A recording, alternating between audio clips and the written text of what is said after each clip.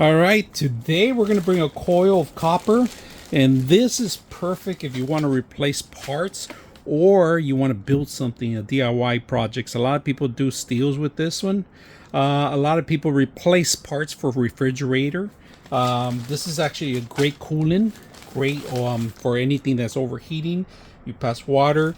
This coil, they give you a long extended coil, and we're gonna cut a piece of it and see how easy it is to cut. But this is super long. I'm not gonna use it for every project I have in here, but I am gonna demonstrate you some of the great options you can use as a plumbing, as for your RV services in other locations that you have, your refrigerator, or any kind of DIY projects. Like I said, I'm talking about for hobbyists that are doing steels for your alcohol. Cool it down. This is perfect. It's copper. It does get rusted throughout time, but it's just part of life. So let's go ahead and cut a piece and test it out. So on the copper itself, it's flexible, right? So be careful about it. I do have a cutter here.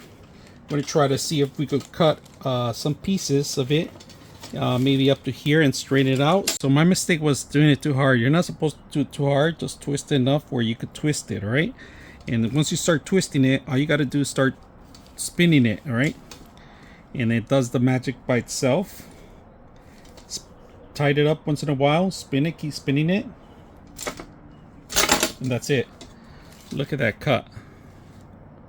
Beautiful. So let's bend this.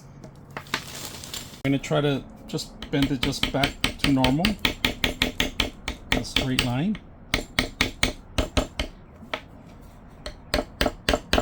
There you go. There you go. All right, we got it nice and straight, almost perfect. Let's clean the pipe. This is a small little pipe I just cut right now, so I'm gonna clean it up as much as I can. And this is the way you do it. This is copper, so it's gonna be easier, right? You guys can see it. So I cleaned it up really good. It even got pieces of it. So once you clean it, I always clean my pipes when I weld this way, and then the internal will be for the outside, but we're not going to use that right now. We're just concentrate on this part right here. So that's clean enough. If you guys can see that, look at that. You can see the fine edges that it did it right there. All right. So overall, the pipe can be shaped into any kind of format you want.